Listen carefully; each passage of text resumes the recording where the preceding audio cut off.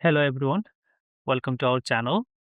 Now we have the conditions where AB is 2, BC is 4, CA is 8 and find the sum of A, B and C. Now let's multiply all of them.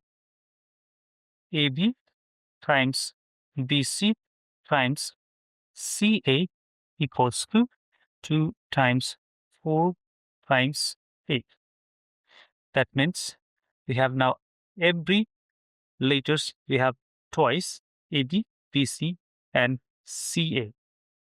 That means A, B, C whole square is equals to, it's 8 times 8. So that simply means A, B, C square is equals to 8 square. A, B and C is just 8. Now we have three conditions.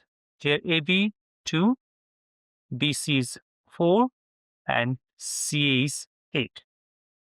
So we have this relation A, B, C is 8. So A, B, C is 8. Here you can replace this AB by 2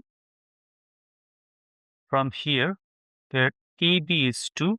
That simply means C is equals to 4. Again, ABC is 8. We have a relation where BC is 4. That means A times 4 is 8.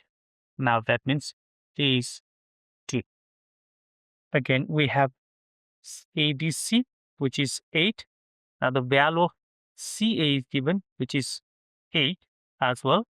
That means this is 8 times B is 8, simply B is 1.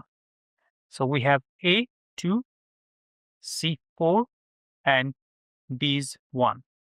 Now you can find the value of A, B and C. So we can write here A plus B plus C is equals to, that is 2 plus 1 plus 4, which is 7. I hope you got an idea. So try to find A, B, C in this case, where AB is 10, BC is 20, C is 30. So what's the value for A, B and C? If you have any questions, please write in the comment section below. I'll see you in next video. Till then, take care. Goodbye.